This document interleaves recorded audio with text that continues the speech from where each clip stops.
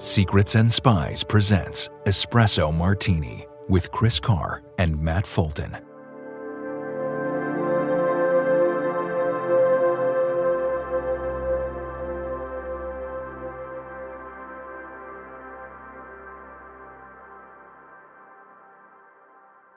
Hello, everyone, and welcome back to Espresso Martini. Chris, how are you? I'm good. How you doing, Matt? You good? I'm good. Hanging in there. You know, dog days of summer. Yeah. I see you got your coffee with you. I do. Got mine as well. It's still not an iced coffee, but I still haven't learned my lesson from last time. Trying to stay well caffeinated today. Did you know, well, I know you know, but did you know this is the 15th installment of our little enterprise here? Very, pretty neat, huh? Do you know what? You say I know. I should know. I thought it was the 16th. It's not? So my notes are titled EM16 Thoughts. Hold on. I got to check here before I'm like, what the fuck? Hold on. No, I think you're right. I have 15th right. in our shared notes. Yeah, I think you're right. So officially it's 15th. It's the gaslighting for me. All right. Very exciting. Yes, indeed. So no, it's good. Anyway, all right. So, and this is the last episode of the season. So we're taking a quick break, a brief repose in August, then coming back strong in September. But before we do, there's a lot to cover. So let's jump into it. So on today's Espresso Martini, we say so long, farewell, auf Wiedersehen, and adieu to the puzzlingly short tenure of China's foreign minister, unpack some hot gossip surrounding last month's Wagner mutiny, and discuss updates on the war in Ukraine, both at sea and on land. Finally, we'll worry ourselves sick over AI's potential threat to the 2024 elections. On Extra Shot, immediately following this show on Patreon, we'll gently pose to you the question, is it time to most expeditiously take a hammer to your smartwatch? We'll discuss friend of the pod Dan Kazita's legal victory over Downing Street, have a spoiler-free-ish chat about Christopher Nolan's new Oppenheimer biopic, and then we'll indulge in some flagrantly irresponsible speculation about the next Bond movie. But to access Extra Shot, you'll first need to be a Patreon subscriber. Just go to patreon.com/secrets and spies. Depending on the subscription level you choose, you'll receive a set of Secrets and Spies coasters or a coffee cup. By subscribing, you'll be directly supporting this podcast, and thus we shall remain forever in your debt. Thanks in advance for your support, and a huge thank you to existing subscribers. Your generosity helps keep this podcast going. All right, moving on to our first topic. Qin Gang, who until Tuesday was China's foreign minister, didn't quite get the Liz Truss lettuce treatment, but after a mysterious 30-day absence was unceremoniously shown the door after only 7 months on the job. This Washington Post piece by Megan Tobin will help us break it down. Chris, then I'll come to you. Yeah. So, Chinese Foreign Minister Qin Gang has been officially removed from his position after a month-long disappearance, marking a sudden end to his rapid rise within China's political system. He has been replaced by Wang Yi, who previously held the position for almost a decade. Qin's whereabouts during the weeks of silence leading up to his removal were not clarified by his own ministry, leading to wild speculation about potential reasons for his disappearance, including political or personal missteps and serious illness. The prolonged silence has been damaging for Chinese diplomacy, impacting the country's ability to work with the outside world. Qin's removal complicates the tentative thaw between the United States and China, as he had agreed to visit Washington after meeting with Secretary of State Antony Blinken in Beijing. The announcement of Qin's dismissal was made by Chinese state media after a hastily convened and unusually short meeting of the Chinese Communist Party's decision-making body, the National People's Congress Standing Committee, that's a mouthful. No reason was given for his removal. Qin's rise to prominence was due to his loyalty and rapid promotions under President Xi Jinping, and he was handpicked to execute Xi's diplomatic agenda. Qin was known for his uncompromising pursuit of China's policy goals and was vocal about Taiwan being a sacred territory of China. His appointment as ambassador to the United States in 2021 was seen as evidence of Xi's fast-tracking him for higher positions, but during his tenure as foreign minister and ambassador to the United States, relations between China and the U.S. became increasingly strained. Overall, Qin Gang's abrupt removal has raised questions about the Chinese political system's opacity, impacted China's diplomacy, and created uncertainty in international relations, particularly with the United States. So, Chris, what do you make of all this? Yeah, it's an interesting one. I mean, Qin Gang looks like a loyal soldier to China to date, so I would be surprised if what he did was ideological. But I could be wrong. I mean, obviously his dismissal or his disappearance was like a week after meeting the US Foreign Secretary. Antony Blinken, and he could have said something that may not have gone with official policy, but I'm not sure about that. There was an interesting bit in the article about potentially he may have fathered a child out of wedlock, and this child may be living in the US, and that's certainly frowned upon in China. It's interesting. It's sort of frowned upon because it's kind of quite in a lot of communist countries. Extramarital affairs are frowned upon, not so much for moral reasons, but more for sort of reasons of control, because they generally like to vet partners of senior people in like Russia and China. So there's something very interesting there with all of that. One interesting extra tidbit, apparently this birth of the child in America could be seen as a slap in the face to President Xi, and because it sort of shows a lack of confidence in China and its future. And so I thought that was an interesting interpretation as well. So yeah, it's his disappearance, was it been 3 weeks or something? It was about a month. About a month, crikey. I mean, About a month, about 30 days that he disappeared. Yeah, you wouldn't really get that quite in the same way in the UK. I mean, we did have, I remember we did have a few days of where after the Brexit vote where we were not sure who the Prime Minister was anymore, but that only lasted a few days, and that was quite a thing. But to have somebody so senior in the government just sort of vanish, yeah, that's kind of a weird one. Do you know what? When I was reading all this, I was thinking of a picture in my mind. There's a very famous photo of Joseph Stalin walking with the NKVD chief Nikolai, is it Yezhov? And apparently Yezhov fell foul of Stalin, and this picture was then adjusted using very early old school Photoshop techniques, and he was removed, and the picture was re-released with Stalin walking along the river, and there's this sort of gap where Yezhov used to be. So it was kind of reminding me a little bit of that. I had a quick look at the Chinese government website, and the last entry, because they basically do still have Gang on the website, but they've just... His last official entry is from 2018 to 2021 as Vice Minister of Foreign Affairs, but his more recent job title has disappeared. So that was very interesting. Yeah. So reading the tea leaves here, no pun intended. And there's, so yeah, while he was sort of disappeared for the last 30 days, and there was, like you said, there was no explanation given as for why, and there was some sort of consideration, could it be some kind of like health emergency, does he have COVID or something, which would be, the Chinese system is so opaque and stuff. I mean, first I'll just say, I am not a China expert at all, so I'll refrain from making pronouncements on what this means for their internal politics or their relations with the West. But it would seem to me like if the guy had COVID, if he was sick, if he had to take a step back from his positions because of his health, like, just come out and say that, like, that's not a scandal. That's not something that you would have to, like, he's sick. Okay.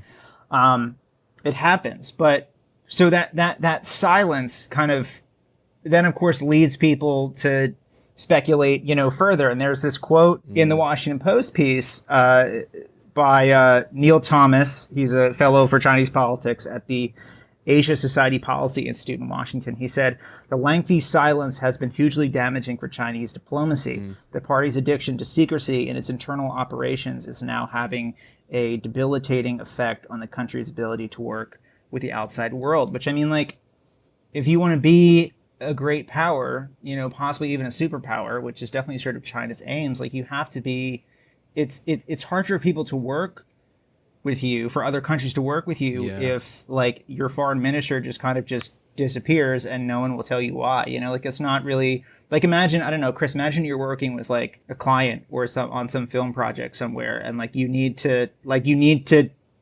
speak to them to get the job done, and they just disappear for 30 days, and like you can't ask why. Like, would you want to partner with them in the future? No, and sadly, actually, in independent filmmaking, that happens much more than one would like.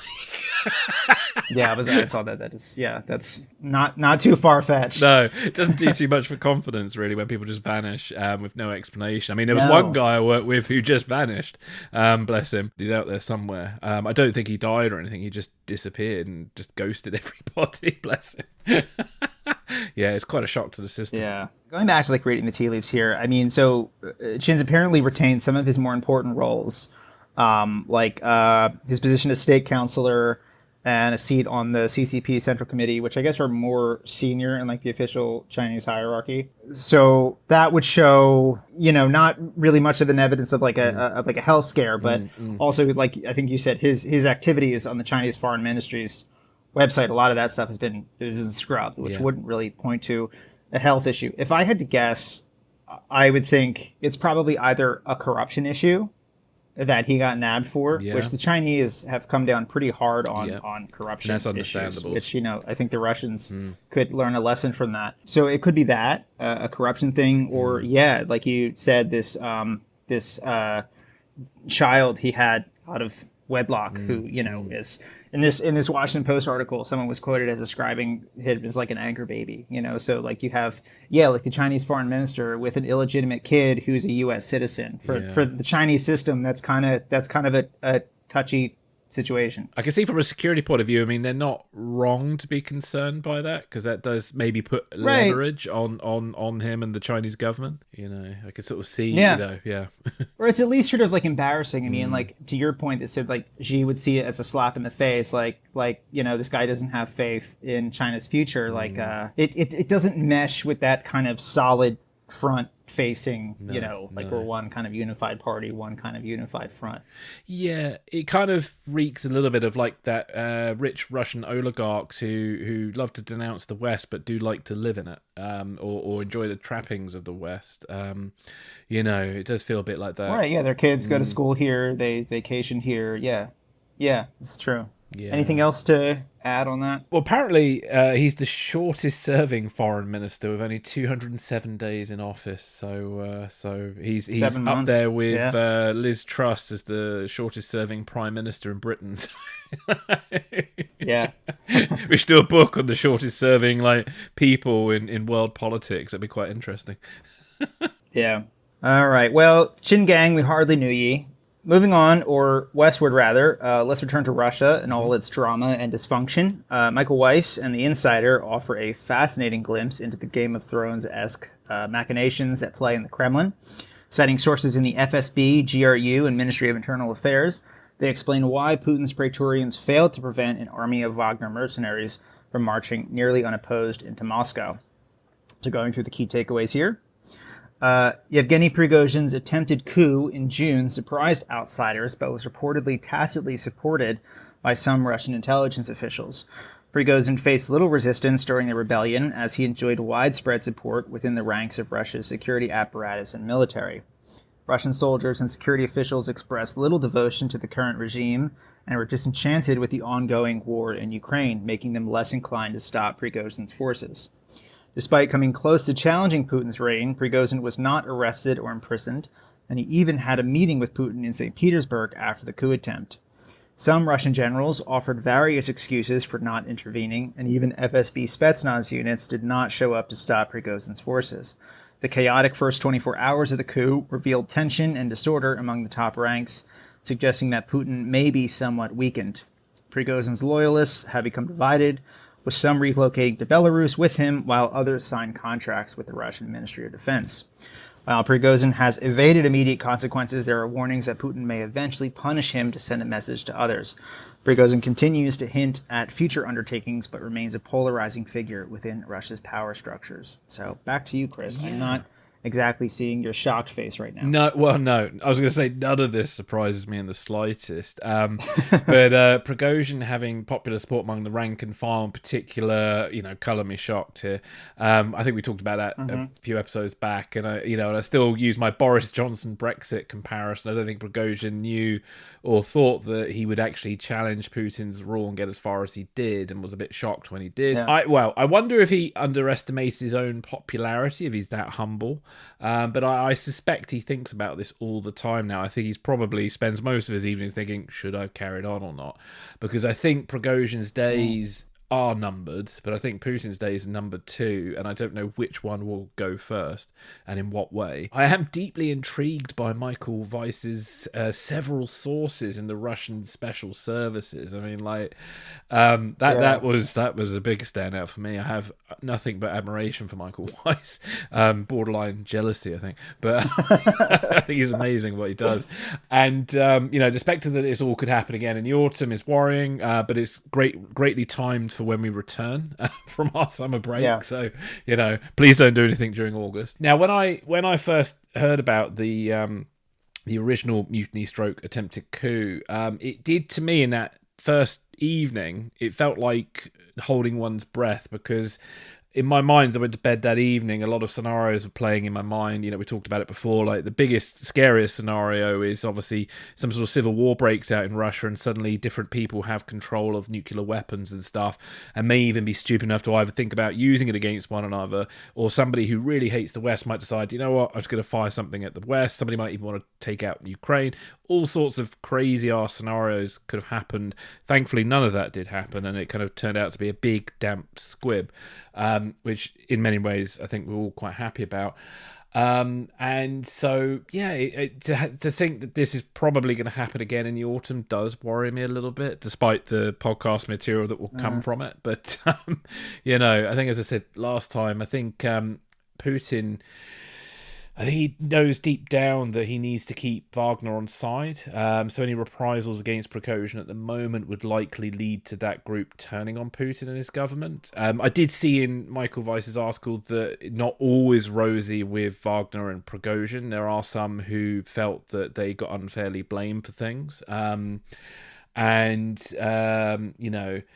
the military like Prigozhin as much as they do, Putin must know this on some level, and they can turn on him as well. So during the rebellion, it was difficult for, it said in there, during the rebellion, it was difficult for Putin to kill Prigozhin simply because he just didn't have enough political capital to easily deal with the man who'd gained a certain level of popularity due to his rhetoric as a quote-unquote truth seeker. So, interesting times in Russia, really are at the moment.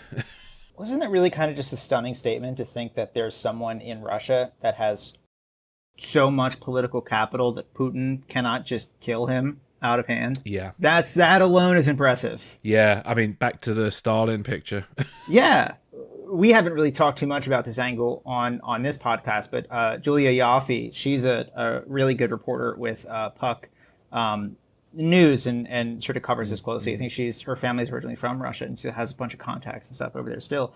She made the point a couple times that it's a bit of I don't want to say contrarian. I think contrarian's the wrong word, but she's made the point a couple times that Putin is arguably strengthened by this mutiny, because let's say if you're a Russian officer, an intelligence official, some oligarch, right, who may have some kind of beef with him, and you see Prigozhin try to oppose Putin and back down. If he can't do it, who can? True. I'm not saying that I necessarily agree with that sort of take, but it's a take that I find interesting and I think is worth giving voice to here.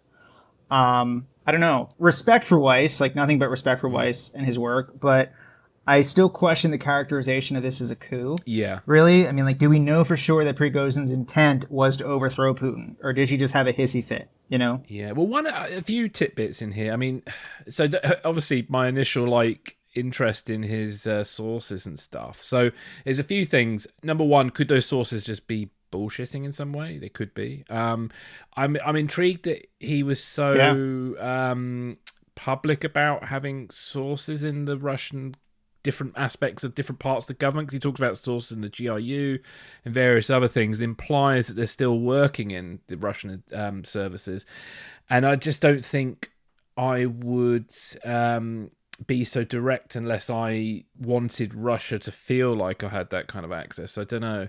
I'm not saying Michael's making this up, no way at all. I just I'm intrigued about his choice to reveal that he has sources in those places. and whether those people are still active or not, and how does one get hold of FSB people and stuff. But again, Michael covers Russia. He's a Russian speaker himself, and he's been covering this for years. So, he's obviously done a lot of homework and met a lot of people over the years. So that's an interesting one. But there were a couple of tidbits that did stand out. So back to the whole, the kind of coup / mutiny. One thing that came up, there was a quote from a duty officer who was talking about during the shift change, this new duty officer for internal affairs did not want to be a hero, and if Prigozhin had demanded to open the gun room, he would give him everything. And because the big point was for him was, who will feed my children? So basically this duty officer is only loyal to whoever is going to basically pay him. And I think this is one of the deep fundamental problems in the system that Putin's kind of created in Russia. I mean, he didn't start it, but Putin's kind of carried on with that old school way of working a little bit in Russia. And corruption is unfortunately so endemic in Russian forces that really, with that sort of situation, those people are going to only be loyal to whoever's actually going to pay them well and pay them regularly. And so if Putin suddenly looks like a less stable candidate, like he did during that kind of mutiny, I could see why people would turn.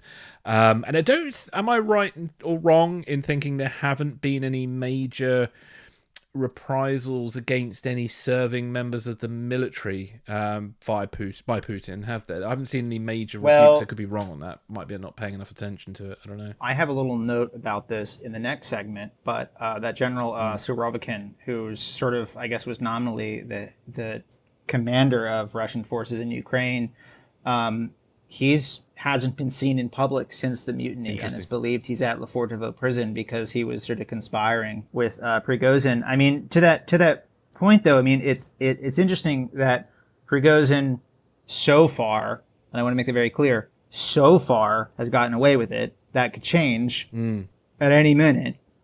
But, while like ordinary Russians get prison sentences for speaking out against the war at all. Yeah. What is it, 8 years or something? Yeah. I think it's like 15. Is it? Jeez. I think so. I mean, like there's that one story a couple months ago of this kid, like a school age girl, drew a picture in class that was, unflattering to the war effort, and Russian social services took her away from her father, and the father got charged. Like just insane, incredibly puritanical stuff like that. But yeah, so while like Prigozhin can almost march on the Kremlin and get away with it. I mean, to that point, though, it does seem that the Russians recently, Putin has started cracking down on that ultranationalist military Telegram blogger crowd who've been like really outspoken about the Ministry of Defense's conduct of the war, like Igor Girkin and other such rapscallions. Igor Girkin was an FSB official who, in the 2014, seizure of Crimea and stuff, he was really involved in that and was, like, I think, part of the Donetsk militias and stuff. He got arrested recently for criticizing the army. To your point about that duty officer, I think it sort of shows. I mean, people have different reasons and stuff, and good, some bad, but I mean, it shows to me that so many of the people in that system have become just complete nihilists who will just wait on the fence to see who comes out on top. Like they just fundamentally just believe in nothing. It's sad because I think this has just been Russian politics probably since God knows when, really. We've both read many Cold War books, and get your drinks ready. Oleg Gordievsky's book in particular talks about how in public people would play the crossword because that was the only kind of benign topic that everybody could get involved with without any repercussion. Right. And I think I was speaking with a colleague of mine who on the Warship podcast, and he was talking about how because there is so many sort of revolutions and what have you in Russia, and the tides can turn so fast that people instinctively don't want to stick their neck out because of fears of reprisals. And I think if I lived in that situation, I would feel the same. So I don't judge any Russian who decides to take it easy a little bit or keep their neck down. I don't blame them, really. I think that must be this is why I prefer the idea of democracies, because I could not imagine what it must be like day in, day out, living in such a system that's so repressive to, I suppose the human soul, really, and just with such crackdowns on expression and things like that, and it's only getting worse. I think, at least in the 2000s, there was some thawing on that, but Putin seems to be cracking down more and more now. And it's just becoming back to what it was like during the kind of Cold War and communist days, really. And that's not good. One other thing that interested me in the article, and I suppose a bit on the theme of Michael Weiss and his mentioning of his contacts and where, there's a reference to Ukraine's capabilities to monitor Russian military command communications. Right. And again, I was just intrigued by the choice of discussing that so openly. Are the Ukrainians, because I know Michael Weiss has a lot of contacts with Ukrainians and stuff, are his sources who he spoke to wanting the Russians to know that they could do that, or do they want them to feel like they're being watched and that the Ukrainians don't necessarily quite have that level of access? I don't know. It's a bit like, it's a bit like during World War II, we cracked Enigma, and it's like putting on Twitter, hey, we've got the Enigma now. Is there not a fear by saying so publicly that they've got access to this communication that the Russians might just change their codes or something? But again, maybe somebody knows something more than I do, and the Russians have run out of codes. They don't have any new equipment. I don't know. It's a bit of a... Right. It's just an interesting choice, I think, to mention that so openly, like with his sources and stuff. I was just very intrigued by that. I'll just say I raised an eyebrow when I read that. I have no idea what that all means, really. Well, maybe it's time to get Michael on the show here after we get back. And, you can ask him. Yeah. Yeah, that might be on the extra shot that never gets aired. Yeah. But I don't know. It's the for the extra shot after we stop recording. The bit that all the governments listen to with care. Yeah. Yeah. But it's a really great article. Another thing that came out was the Spetsnaz as well. Russian elite forces, the Russian version of the SAS. They didn't do anything during this coup other than protect the FSB building. And apparently 2 days before this mutiny stroke coup, they were ordered to protect the FSB building. So it's good to see that the FSB's priority is to itself in case the shit hits the fan. It's like any good omnipotent secret police, at the very end, they're, at the end, Himmler was concerned with his own hide. He was in a private's uniform, trying to blend in. Please don't pay attention to me. That's what these guys do when the shit hits the fan, Yeah. Well, we saw Prigozhin's sort of dodgy wig collection, etc. So obviously that mindset's there of when the shit hits the fan, you need to look like somebody else. Yeah. I still don't know whether those pictures that were shared were authentic or not, but he did just look like Prigozhin in terrible fancy dress at Halloween. But this is why I've always been a bit like skeptical about costumes and makeup and that kind of Mission Impossible style mask thing. But apparently the CIA do have some very good kind of capabilities with disguising people. The name escapes me at the moment. Is it Julia Mendes? Julia Mendes? Yes. She's written a book that I've still yet to read, and she talks about she had a meeting with the president in total disguise, and he had no idea that she was a woman. And that was a bit of a revelation to me, because to me, I don't know, theatrical makeup and stuff's good when it's done by people who know what they're doing with a lot of time. Yeah. But believe you me, it's very easy to spot really bad makeup real fast, and I've always been a bit skeptical about disguises, etc. So yeah, I don't know. I've always found it interesting, but Prigozhin's disguises definitely. If I were looking for him, I would totally recognize him a mile off. Well, if we're concerned about, this is a bit of an aside, but if we're concerned about like MAGA types here, supporting the Russians, maybe we should show them more pictures of Prigozhin in drag. That might change their tune. Yes, that's true. That is true. Right. Cool. Well, I think that was a really great article. I do recommend people to read it, and thank you for suggesting it, because I think that was a really interesting one. Yeah. So, while Putin struggles to stabilize his regime at home, his military has relaunched a concerted effort to cripple Ukraine's agricultural exports, which could cause skyrocketing food prices abroad and even lead to famine across the global south. G-Captain Maritime News has a write-up on the fallout from the Black Sea Grain Initiative's collapse and NATO's hesitance to intervene more directly to ensure these exports reach markets. It explains, Russia attacked Ukrainian ports after withdrawing from a UN-backed grain export deal with Kyiv, causing concerns about food prices and mass starvation. Russia considers all ships traveling to Ukraine as potential carriers of military cargo, making grain ships vulnerable to attacks in the Black Sea. Ukraine proposed rerouting grain ships through NATO waters, but the U.S. Navy rejected the idea, citing concerns of provoking Russia to escalate the war. Former admirals suggested NATO naval escorts and reflagging ships with the American flag for protection, but the U.S. Navy resisted. The U.S. Navy's willingness to protect ships in the Middle East, but not in the Black Sea, raises questions about its priorities. Ukraine also asked the UN to establish a system for reparations for damages caused by Russia's military aggression in its territorial waters.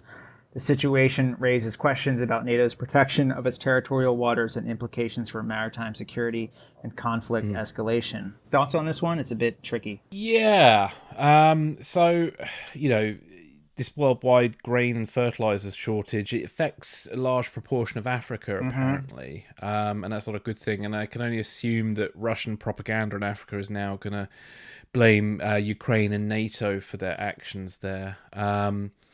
Because there were a lot of people, I think, online last year in the early stages of the war who were kind of downplaying the global significance of this dreadful war and kind of saying effectively it was just a European affair, or that, even worse, Europeans only cared about it because the Ukrainians are white. But, Africa is being terribly affected by this, and obviously with the effects of climate change as well. If you don't have fertilizers for crops, you can't grow stuff, and if you're not getting grain coming in, you can't, feed people as well. So that is a big problem. And I think food security, I would love to do an episode on food security at some point, because I think that is one of the big issues coming up in our lifetime. I'm hoping it a lot later than sooner. But if we keep having lots of droughts, keep having lots of mass fires and things, if you look at what happened with Australia last year, not that Australia's a big exporter for us at least, but if you saw what happened with all those fires, and then had that happen, I don't know, in the United States, had that happen in other places, and it all happened pretty much at the same time, that a food shortage could happen very fast.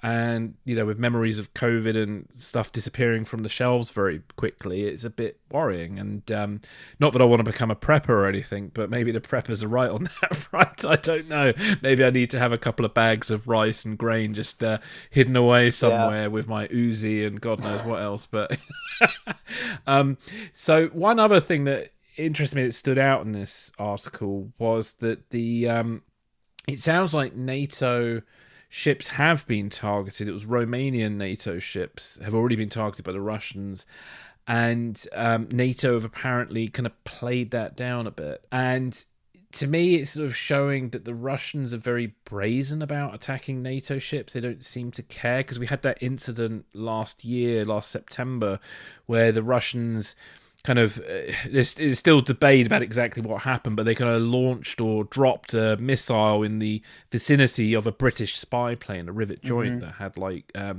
18, 20 crew, members of crew on board. And if they had shot that rivet joint down, that could have been a huge international incident, and the Russians didn't seem to give a shit. And they've even attacked a drone as well. Didn't we learn from the didn't we learn from the Discord leaks that they actually tried to shoot it down? Yeah, you're right, we did. There was we did learn that. I've completely forgotten that. Yes, we did actually learn that there was something about they actually purposely did that. So there's a lot of caution on NATO's side. So the point I was going to get to is there is a lot of caution on NATO's side.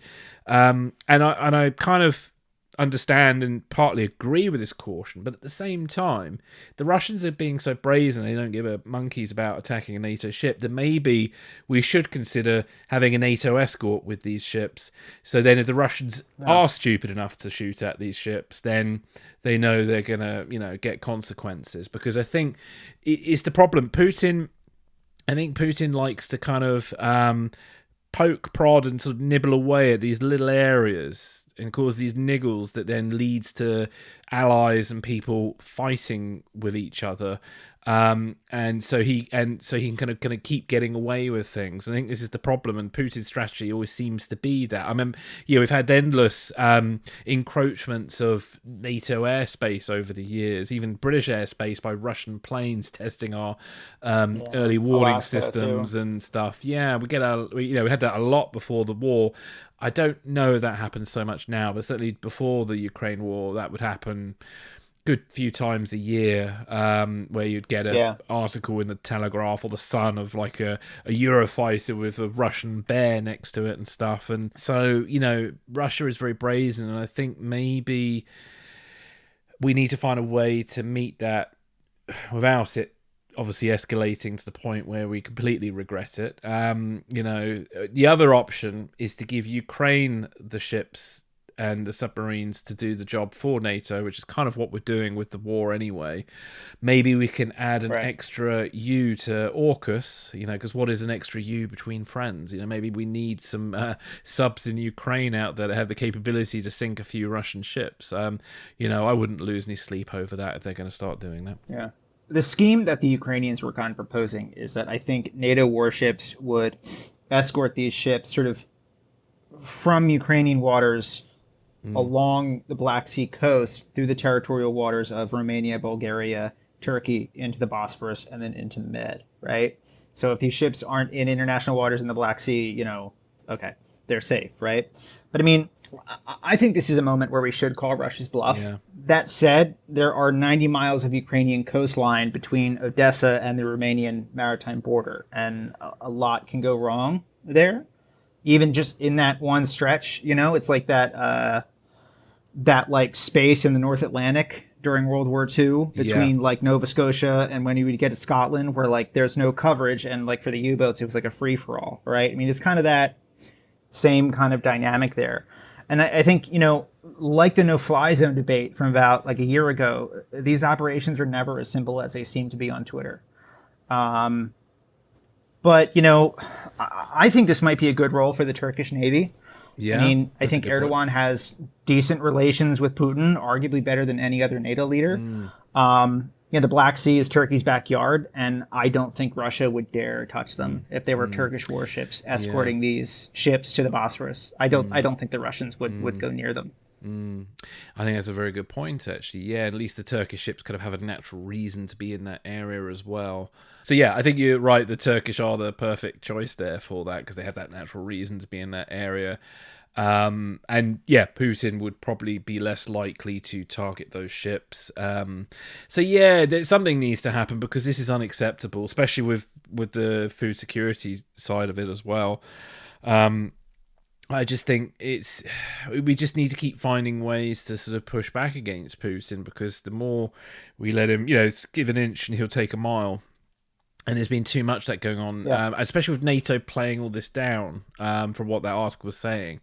That's quite frustrating to read, actually, because I would hope that NATO would at least just be honest and put the information out there and then have that debate. I mean, it's a bit like, there's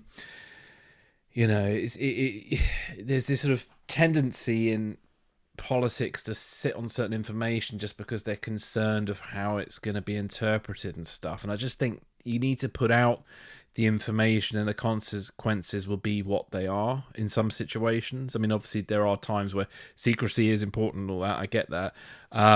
But when stuff like this is going on, I just think that transparency is better in these situations, because also every time NATO get caught covering up information, it's a great excuse for critics of NATO to kind of use it as an example again, as of NATO, lying or covering stuff up. Yeah. So it's very frustrating to read that.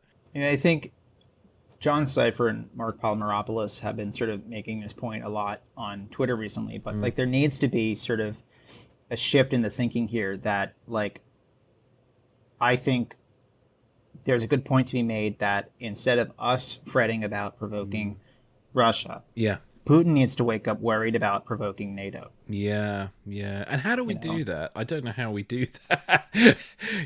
Are we supposed to start penetrating their airspace? I don't know. How does one do that? Do we need to do a customary nuking of some small random island that nobody's on? I don't know. What do you do? I don't know.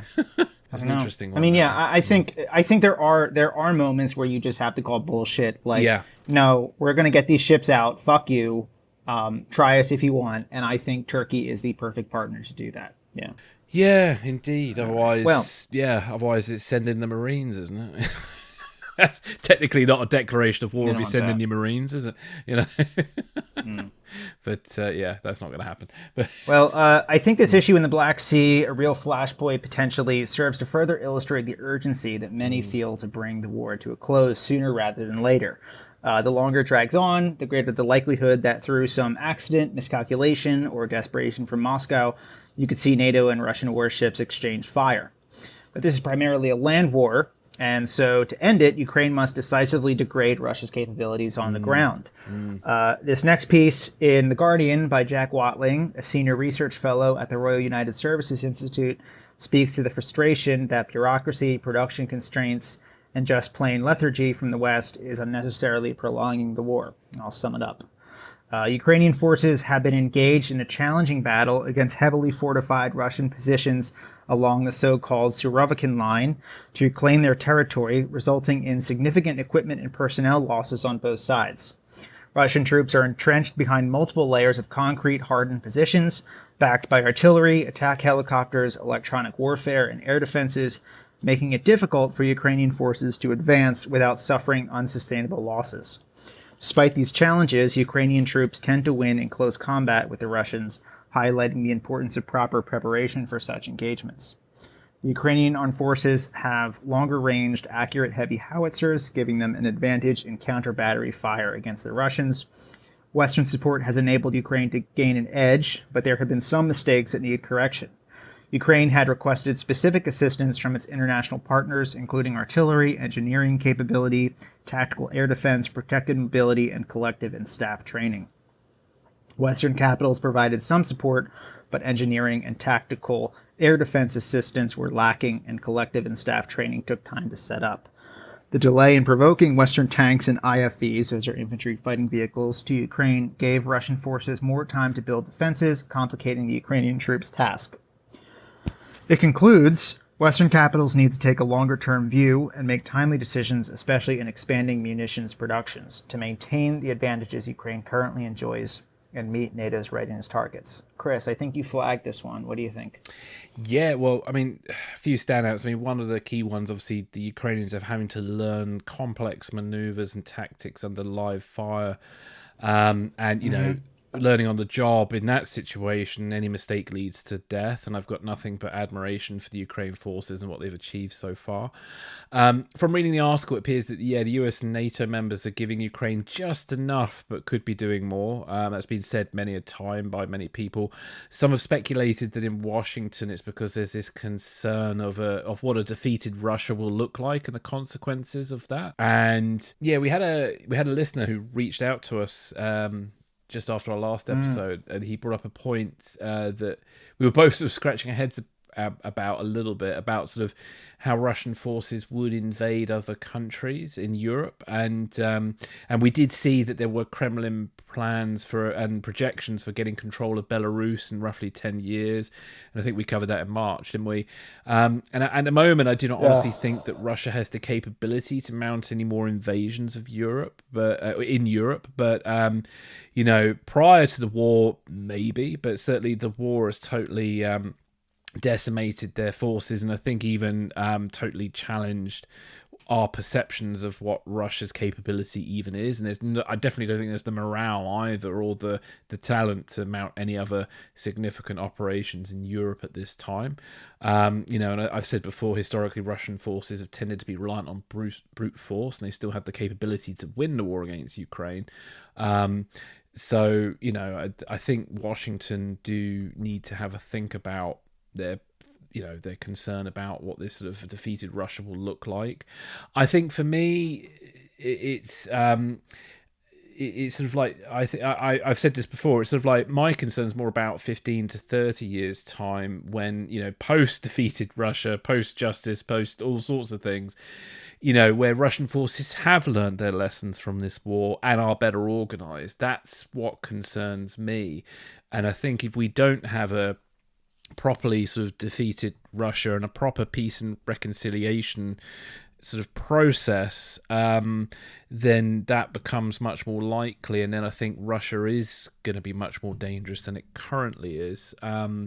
And that's the thing. It's like that fear to avoid that like Weimar Germany dynamic after this is done, Yeah, and I'm like a broken record on this, but we've seen World War II. There are clear lessons to be learned from how that we got to that point, and as an older man or whatever, I don't have kids. I don't actually plan to have any kids, but I don't want my friends' grandchildren to be having to deal with Putin 2.0 with a much better equipped and less corrupt Russian military who have learned valuable lessons from their conflict with Ukraine and decide, we're going to take on NATO, etc. I really would like to see that avoided. I think we've all got better things to be doing in our lives and have to deal with that. On a practical level, I think the White House and NATO should do all they can to give what Ukraine they need. One of the interesting things that came up, and funny enough, my air show I went to just the other week, I had a conversation with a friend of mine about F-16s and why was it so important to give the Ukrainians F-16s? Because in my mind, the Ukrainians have Russian jets at the moment. I believe they're Su-27s and 29s. Feel free to correct me if I'm wrong on that, but they're pretty advanced Russian jets. I still don't quite understand why there wasn't a process to buy up all the Russian jets other NATO members have, because other countries do have them, and give them to the Ukrainians as a kind of a band-aid, because it would save time on training, because then you're giving the Ukrainians equipment they already know how to use. Because one of the things that came up in this article is that NATO are kind of training Ukrainians in the NATO way, but the Ukrainians don't have full NATO integration. So why F-16s are a better choice in the long run is the F-16 has access to the NATO fire control systems, which Ukraine's current jets do not have, and the Russian jets that they would get in my scenario would not have. And so there's this weird situation going on with arming Ukraine where they're getting NATO equipment with NATO fire control systems, but they've also got an awful lot of equipment that doesn't have NATO fire control systems. And it's this awkward thing of what to give people, because obviously the Ukrainians are all trained in what they know, but we're starting to give them other stuff for this sort of future NATO integration, which at the moment, in my mind, the NATO integration thing, at least to me, is a little bit less important. I think you need to give them stuff that they can use that can basically, to put it crudely, kill Russians and get their territory back from them. And you need to give the Ukrainians what they know how to use, because every time you send a pilot away to, I don't know, America, Germany or Britain to train on an F-16, that's Ukraine one pilot down. Over time, obviously, with the Ukrainians being given F-16s and stuff, that's a fair point. But it's I think this article basically illustrates that there is this sort of conflicting thing going on between sort of the NATO way versus the Ukrainian way, and it feels like at the moment that the Ukrainians, to put it crudely, are being trained on Macintosh computers but being given Windows 95 systems back in Ukraine to deal with. So it's a messy thing, but there's no real easy answer in an emergency situation like this, is there? Well, I think to your point there, it sort of shows that, I think while we've established on the last podcast that, we believe that, yes, Ukraine deserves to be in NATO and should be in NATO. It's not simply a matter of saying, okay, now you're in, like being in NATO is a huge comprehensive level of integration with the rest of the alliance, and this takes time, even under peacetime circumstances. It takes time to build up and to train and to get to that level of readiness and just integration. And they're doing this in the middle of a massive shooting war, Yeah. And, like to your point about like the pilots are much more valuable than the planes that they fly, losing them is like you can't just replace them. The way you could build a new airplane, you can't just build a new seasoned combat pilot, Well, yeah, so much skill required to fly a jet and then fly it, and not just to fly it, but to fly it in combat and be effective. I mean, at that air show I was at, watching these F-16s and stuff, it's a lot of horsepower you got to deal with and stuff. And a total admiration for these pilots, really. I mean, I think also it's absolutely insane that Russian defenses are called the Surovikin Line, named after a general who is now probably in a cell at Lefortovo prison for conspiring with Prigozhin, who meanwhile walks free. Yeah. I mean, if that's just not knocking irony on the head and is a symbol for how this war has gone for them, I don't know. I thought that was so funny that that's what their defenses are called. I mean, I also think it says something heartening and pretty profound that Ukraine actually values its soldiers and won't waste their lives hurling them against these defenses like cannon fodder. I think that's really like the difference just between these two countries. Yeah. This whole thing, it's a colossal logistical undertaking, and these difficulties aren't new. I mean, I remember like the Europeans really struggled to sustain themselves a couple weeks into the Libyan civil war, you know. They had to rely on US for fuel and ammunition. And I think it's important that the Pentagon and NATO identifies and fixes these issues now rather than in the middle of a major theater war in the Pacific. Yeah, indeed. You know? It's interesting you mentioned the war in Pacific, because I've been looking at this new plans for amphibious planes, as the US military have decided that they want to bring flying boats back and stuff, and there's even talk of maybe even bringing back the old style Catalina plane and doing a kind of revamped version of that. So it's all sorts of interesting things to consider depending on who your adversary is and what kind of systems they need. But the PLA just did a big live fire exercise transporting troops across a body of water in these big like ferries. So you can imagine what that's for. Yeah, it's kind of worrying, isn't it? Yeah. All right. Well, that's what we're here for, to keep you awake at night, I think. You know, we're you know, somebody once said to me, like, espionage is a bit like modern horror in a way, because there's so many terrible things around us. But yeah. Well, if you're having trouble sleeping, I'm sorry, but I don't think this next story will help you much at all. So while the Russian army's performance on the battlefield hasn't proven it to be the 1,500-pound bear its recruitment ads claim, Russia's intelligence services have always been wickedly capable in disinformation, misinformation, psychological warfare, active measures, etc. Going back to the KGB laundering conspiracy theories through third world newspapers.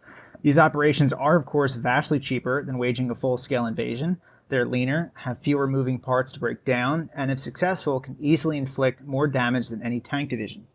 We saw this with the troll farms in 2016, with Brexit, with AstroTurf protests around COVID and Black Lives Matter, chipping away at the ability of ordinary people to perceive what is true and what is false, with the cynical aim that they'll either internalize these lies or give up and check out. Generative artificial intelligence, AI, takes this capacity to produce indistinguishable disinformation and blast it into the stratosphere. Going into 2024 and the elections here in the US, alarms are going off that the public, the press, the intelligence community aren't prepared to tackle this threat. And this just came up in a nomination hearing for the next NSA director. A Politico piece here by Maggie Miller breaks it down. Lieutenant General Timothy Ha, Joe Biden's nominee to lead the NSA and U.S. Cyber Command, warned that generative AI technologies will likely pose a significant threat in the upcoming presidential election. Lawmakers in the House and Senate are scrambling to find ways to regulate and monitor the use of new AI technologies, particularly after past attempts by foreign hackers, including from Russia, to interfere in U.S. elections. The increasing use of AI technologies, like OpenAI's ChatGPT, has raised new challenges, particularly with regards to the proliferation of disinformation online. Senators from both parties showed significant interest in addressing the AI-related problems during Ha's confirmation hearing, with China's use of AI for surveillance and monitoring cited as a worrying example. Chris, what say you? Wow, I have such mixed feelings about AI. The more I think about it, the more its development feels like a slow-motion car crash that was totally avoidable. Yeah. And I do wonder sometimes if those who work on innovative technology really reflect or consider the consequences and put that before their own personal pride and ego. And there's a very good film about that we'll talk about later. So AI, as helpful as it is, does feel like the next disruptive force that we're not ready for, a bit like the sudden rise of social media and how it allowed destructive disinformation to spread. And I dread to think how AI is going to be used in the 2024 election, because all we need is a fake video akin to the Hillary Clinton email scandal or Trump admitting to grabbing women's genitals on the day of the election that could totally change and sway the vote. And then it could be weeks later before it's revealed whatever this thing was a fake, and the election would not be reversed because of that, And I think schools and even employers need to be promoting digital literacy skills more. If they're not already, I think they really need to make that a priority, because I meet so many people who have very poor digital literacy skills. And what I mean by that is they seem to have the inability to Google the author of an article that they're reading that has an emotional response with them. And they don't sort of look into the background of the author and their experience, what they've written before, what other people have said about them, which is basic empiricism. Empirical analysis is something I learned at university when I did my dissertation, and it was one of the many things that really helped me get out of conspiracy theories. And I do recommend people, if they aren't familiar with how to do that, to really look into that, because the future is going to become a lot more uncertain in many ways with this technology, and what governments say will become a lot more cloudy, and I just think it's very concerning. And we've seen the damn movies about it. It's why I call it a slow motion car crash, because it's not like we haven't warned ourselves or be warned. I mean, even James Cameron came out the other day to say he'd warned us with the Terminator, and he's not wrong, really. Yeah. On the plus side, obviously AI has the capability to make our lives easier, and I do use it. I use it to edit my own writing, check my grammar. I've used it on this podcast to help with edits, even though I found actually that AI tends to make the job harder and it doesn't really save me any time. I used it for this script. Well, yeah, I do use it for the Espresso Martini scripts, and it does help because to get an article down to bullet points is very helpful. Because, I mean, the scripts of this episode, what was yours? Mine are usually about sort of between 10 to 16 pages in the end for each episode. I think this is like... I think this, including extra shot, I think it's like 13-ish. Yeah. So I mean, I didn't use ChatGPT to just write the whole thing. Part of it is clearly in my voice, but like these bullet points as summaries of stuff, it just saves time and it's easier. Yeah. To get the key points from an article and then be able to read it back to people. That's what I use ChatGPT for. It's sort of the bozo work. I still have to read the article because I read each article about 2 or 3 times. Part number 1, just to read it so I understand it. 2, to do the ChatGPT and make sure ChatGPT hasn't fucked it completely up, and then 3, to get my thoughts gathered with what the article means and beyond, and read around the article a bit too, and it's so it is helpful. And for me personally as well, I have dyslexia, so my grammar is pretty terrible sometimes, and so I find like things like Grammarly, which is an AI tool as well, is a very useful bit of kit, much better than Microsoft Word. For grammar and spelling, that has made my life so much easier, because I'm I hate to admit it, but that's my area of total weakness as a writer. So when writing, all my stuff's got lots of red lines all over it, which I have come to the thing of I'll deal with that later. I'll get to the point. So one other thoughts, I've just sidetracked myself there, my use of AI, but I think there does need to be some sort of international debate and agreement on this, akin to maybe the START Treaty. Maybe AI should be treated a bit like nuclear weapons. Maybe I'm going a bit over the top there, but it has a lot of dangerous potential, and it's dangerous on many levels, because I think one of my like many people, I mean, we've seen a lot of there's a lot of unemployment floating around now, and some of that at the moment, and it's going to grow, is because certain jobs are now starting to become automated. We've seen it over the years with, like, when I used to go to my bank 10 years ago, it used to be full of staff, and now my bank is more just 2 or 3 members of staff, a lot more automatic sort of checking points. Same with the supermarket, a lot more self-checkouts than there are actual checkouts. And I kind of feel like that maybe because you're doing the work of a checkout person, maybe you should get at least 10% off your bill. But there we go. That's another debate there. And I think there should be a robot tax too, but that's a whole other thing. So yeah, but I want, even if we don't have an international agreement, the other problem is that what will happen is, in the West, we will probably be a bit more, I like to think we'll be a bit more cautious about its use, but near-state competitors might be less cautious, like Russia, for example, with their disinformation and things like that. Now, I could be biased and wrong putting it that way, but I kind of feel like certain countries are more likely to exploit it for bad things than others.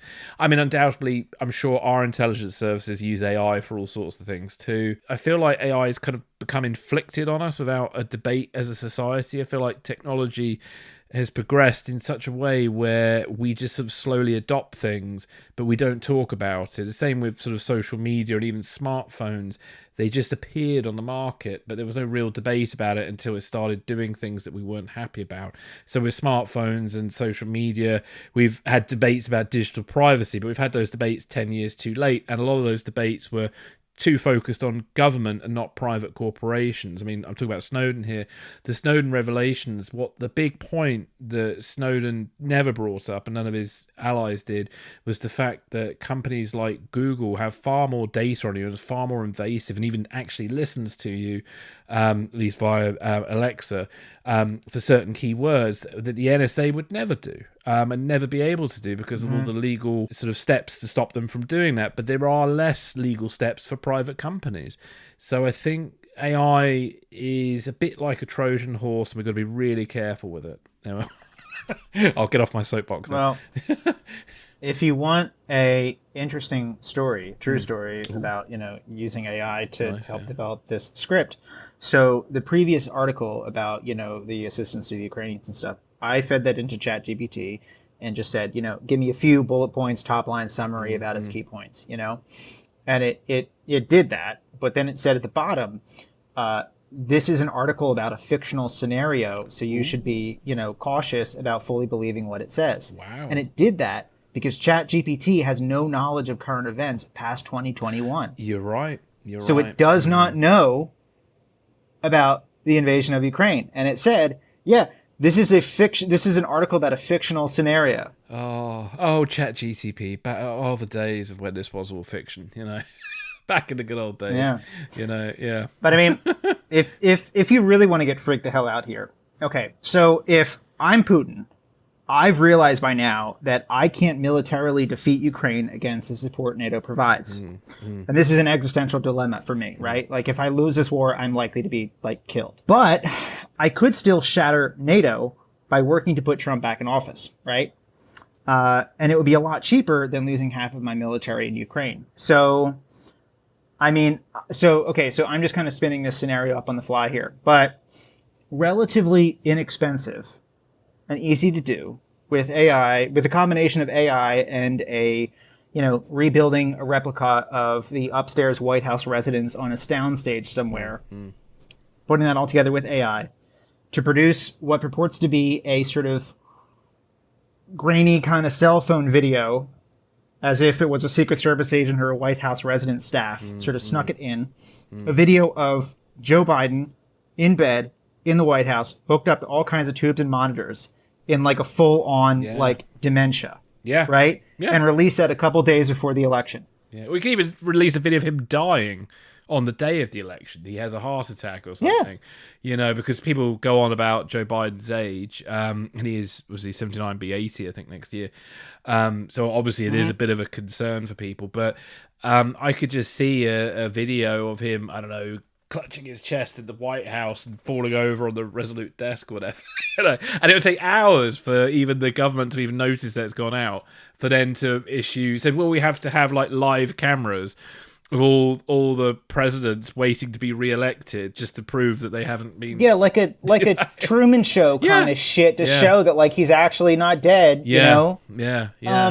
I mean, a bigger problem with this is, so you could release that video and then have, the White House bring him out immediately, like, nope, here he is, it's fake. But people's media literacy is so shit anymore, that if they want to believe something, they will, even if it makes zero sense logically. And this is our illness. Right, and be fully discredited. Nope, like they could actually bring Joe Biden out, like, nope, it's fake, I'm fine. And you'll still have at least, I think, probably close to 40% of the country still being like, I don't believe that. I think, that's an actor. That's on Tyler Perry's soundstage. And it's and people question sometimes why we talk about this in the podcast, because this is a clear threat to democracy. I think actually digital literacy, or the lack of it, is a threat to democracy. And I think we may unfortunately see it and its consequences massively next year. We've already kind of seen it. We've seen it with the rise of we already have far-right politics and things like that. And with the January 6th attack, which apparently we somehow predicted on the show many years ago, but or predicted a sort of scenario like that. But yeah. So we kind of already have here. I mean, a couple weeks ago, there was a Ron DeSantis's campaign put out a radio ad in Iowa that used an AI-generated Trump voice saying something. I forget exactly what it was, but an AI-generated version of Trump saying something, right, on this radio ad in Iowa. There was another video, and this is more, really beggars belief, but there was a video that someone did of with AI of Hillary Clinton on MSNBC endorsing Ron DeSantis. So we've already seen it. Like you will see it in this election cycle. I mean, I don't know that it's going to be something as dangerous as, that scenario with Biden that I just said, but like it's going to happen. And I think it's not so much, the issue isn't so much the technology, it's the gullibility and the idiocy and the ignorance of us that makes it dangerous. Yeah, well, this is it. And I was listening to an interview of Malcolm Nance ages ago. He was talking about how within the Russian intelligence services and these troll farms that they run, that they have literally, there's groups of people responsible for each country, and they have like desks for each state and each region, and each person at those desks becomes an expert in all the petty issues that are going on in that target country, in those states and in those towns. And their job is to create assets that will basically play to those petty issues and piss people off. So you can bet right now, as we're having this conversation, that there is somewhere there is a troll factory where there are individuals who are probably creating assets in anticipation for next year, or they're planning what assets they will create.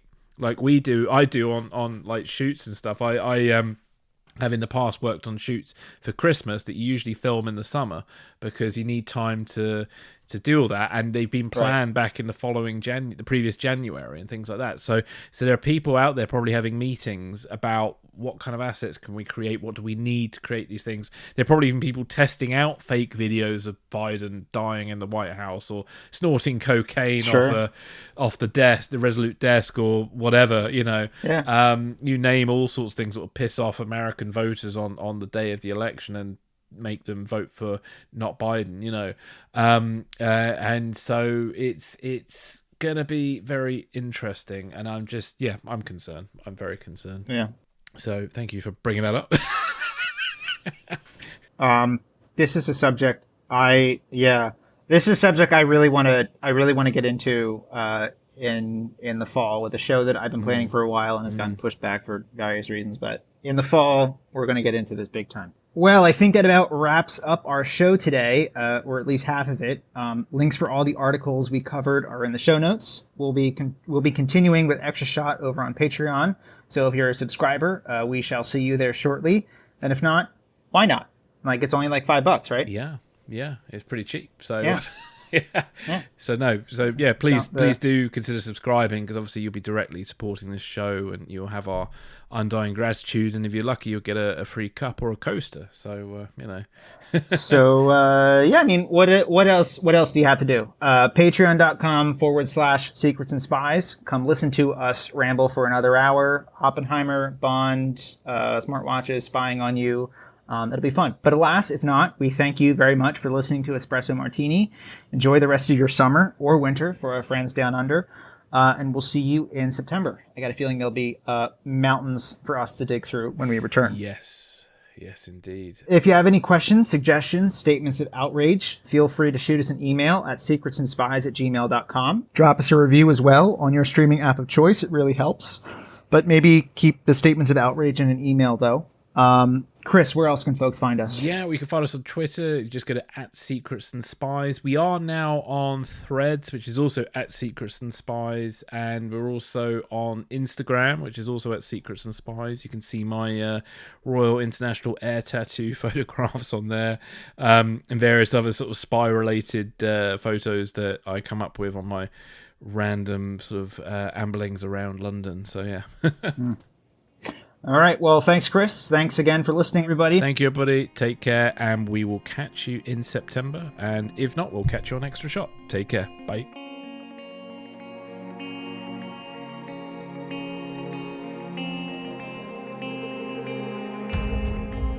Thanks for listening.